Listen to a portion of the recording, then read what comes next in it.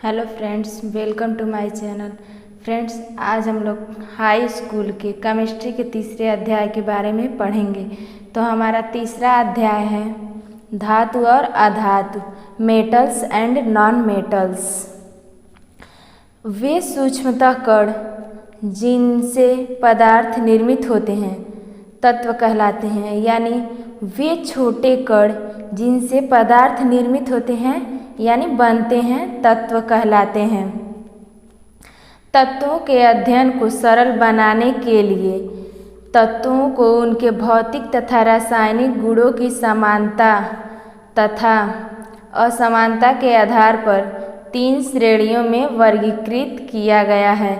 यानी जो हमारे तत्व हैं उनके अध्ययन यानी उनके बारे में हम लोग आसानी से पढ़ सकें, आसानी से जान सकें, उसको सरल बनाने के लिए उनके भौतिक तथा रासायनिक गुण की समानता यानी उनके भौतिक गुण के रासायनिक समानता तथा असमानता के आधार पर 3 श्रेणियों में वर्गीकृत किया गया है। यानी 3 भागों में बांटा गया है। पहला है धातु, दूसरा है अधातु, तीसरा है उपधातु। अब देखिए धातु क्या होता है यानी मेटल्स।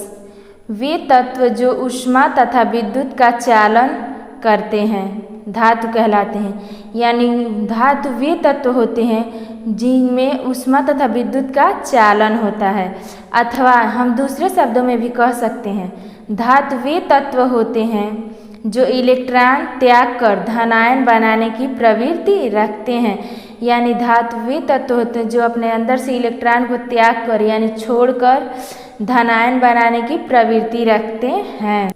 उदाहरण के लिए देखिए एल्यूमिनियम यानी Al, कॉपर Cu, चांदी Ag, सोना Au, platinum Pt, chromium Cr इत्यादि। ये सब हमारे धातु के उदाहरण हैं। अगला टॉपिक है हमारा धातुओं के भौतिक गुण यानी फिजिकल प्रॉपर्टीज ऑफ मेटल्स। यानी अब धातुओं के भौतिक गुण कौन कौन से होते हैं इसके बारे में हम लोग जानेंगे।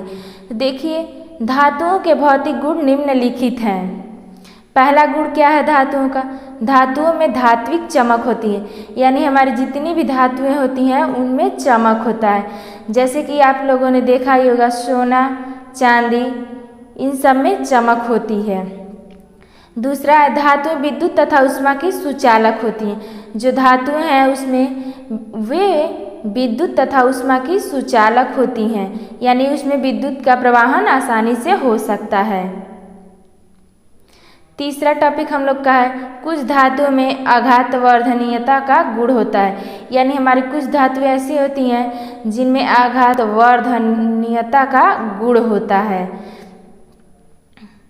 यानी उन्हें पीटकर फैलाया जा सकता है या दूसरे आकार में भी लाया जा सकता है। आघातवर्धनीयता का मतलब यही होता है कि हम उसका आकार पीटकर बदल सकते हैं।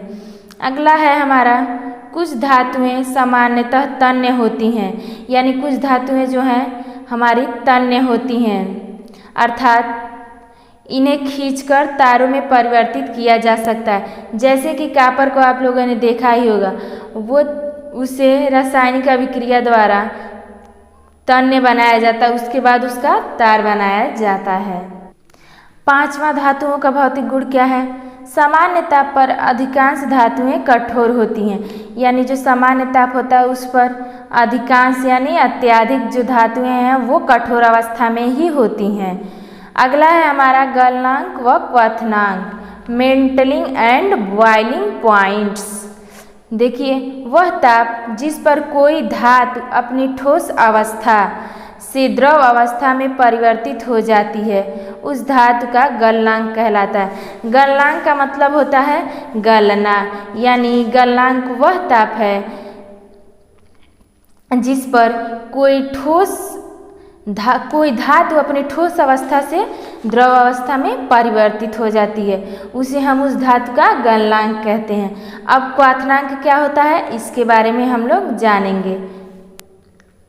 जबकि देखिए क्वथनांक वह ताप है जिस पर धातु अपनी द्रव अवस्था से वाष्प अवस्था में परिवर्तित हो जाती है। यानी क्वथनांक वह ताप है जिस पे कोई धातु है वो अपनी द्रव अवस्था में है उससे वाष्प अवस्था में परिवर्तित हो जाती है।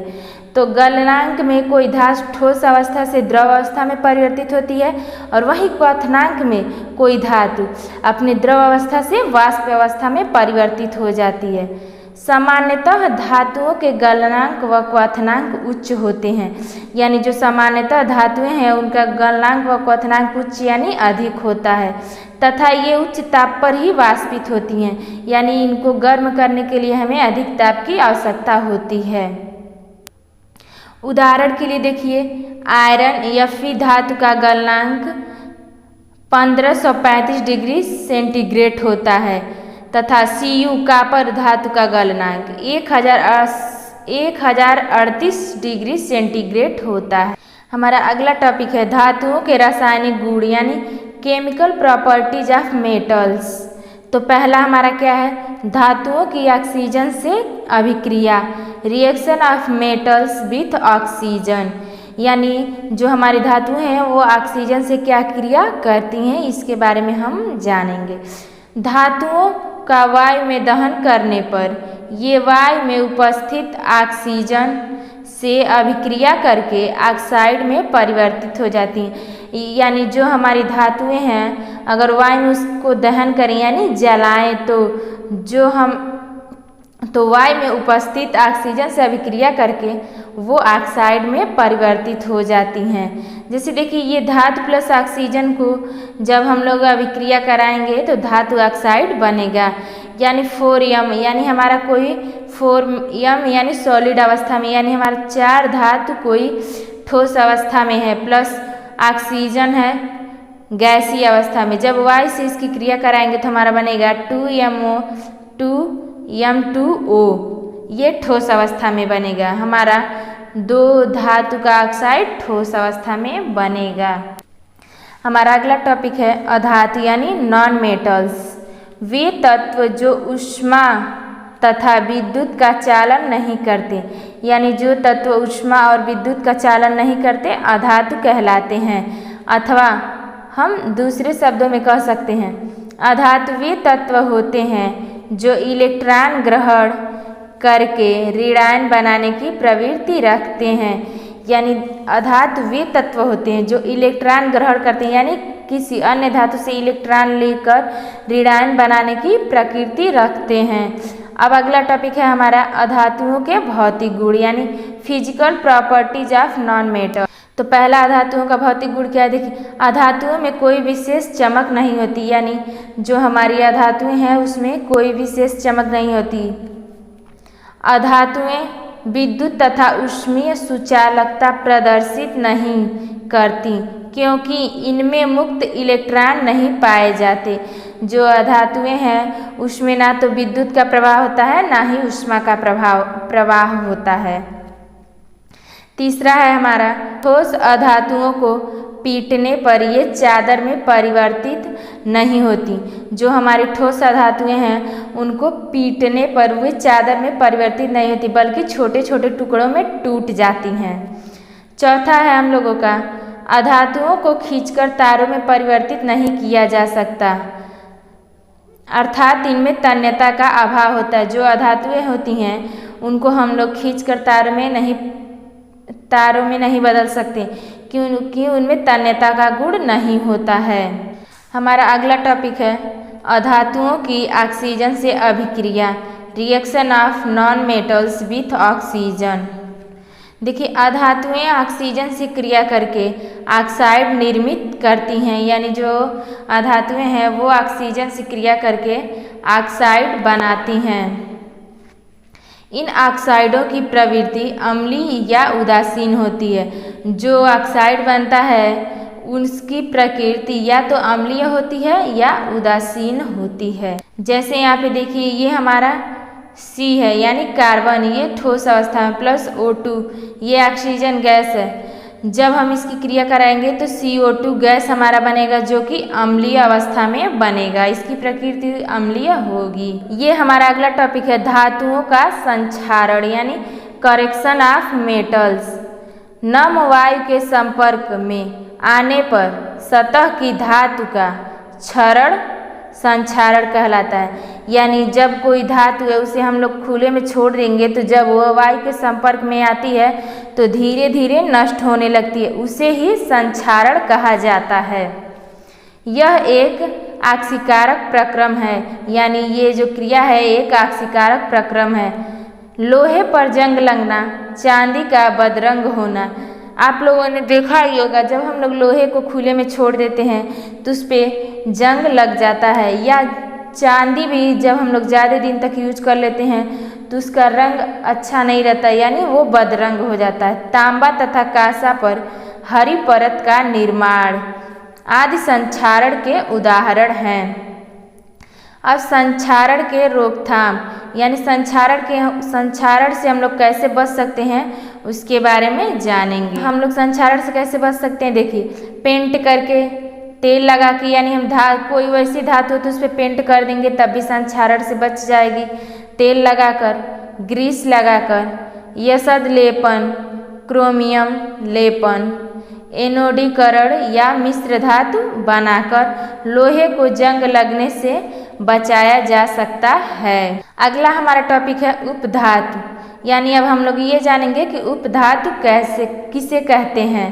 तो देखिए कुछ तत्वों में धातु तथा अधातु दोनों के गुण विद्यमान होते हैं, यानी हमारे कुछ तत्व ऐसे होते हैं जो धातु का भी गुण प्रदर्शित करते हैं और अधातु का भी, इन्हें उपधातु कहते हैं।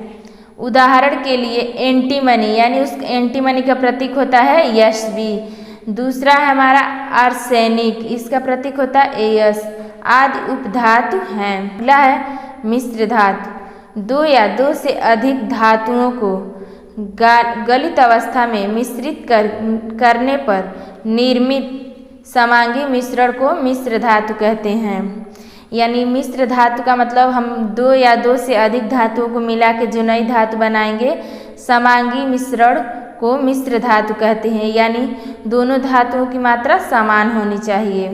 धातु शुद्ध पदार्थ होती है जो प्रकृति में पाई जाती है। हमारी जो धातु होती है वो शुद्ध पदार्थ होती है जो प्रकृति में पाई जाती है, जबकि मिश्र धातु मिश्रण होती है, यानी मिश्र धातु मिश्रण यानी मिलावट होती है जो मानव निर्मित होती है। यानी मिश्र धातु मनुष्य द्वारा बनाया जाता है, जबकि धातु हमें प्रकृति के द्वारा मुफ्त में मिलती है।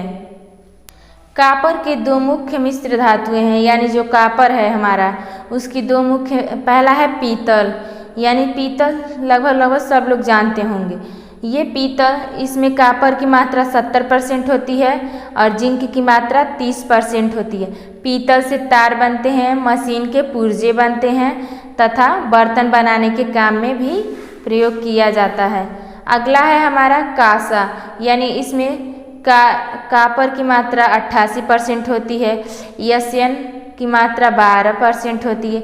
ये कांसा बर्तन बनाने तथा मूर्तियों बनाने में प्रयोग किया जाता है। हमारा अगला टॉपिक है रंग तथा प्रकटीकरण सुधार के लिए, यानी धातुओं के रंग तथा प्रकटीकरण के सुधार के लिए भी मिश्र धातुएं बनाई जाती। उदाहरण के लिए Al यानी एल्यूमिनियम प्लस Cu कॉपर, इसको हम लोग बोलेंगे एल्यूमिनियम ब्राज। ये सोने के समान होती है। इन दोनों धातु दिखने में सोने के समान होती हैं। पांचवा है रासायनिक सक्रियता को बढ़ाने के लिए, यानी जो रासायनिक सक्रियता है, यानी रासायनिक जो उसका गुण है उसको बढ़ाने के लिए। अब नोट में देखिए क्या है, टाइटेनियम यानी Ti उसका प्रतीक होता है, क्रोमियम यानी Ci, जिंकोरोनियम यानी Z उसका प्रतीक हो, वेनेडियम यानी V उसका प्रतीक होता है। आदि धातुएं युद्ध कौशल संबंधी हथियारों, यानी जो युद्ध में हमारे हथियार उपयोग लाए जाते हैं उसमें युद्ध कौशल संबंधी हथियारों तथा उच्च स्तर की स्टील यानी अच्छी क्वालिटी का स्टील और मिश्र धातु को निर्मित करने में उपयोग किया जाता है। धन्यवाद।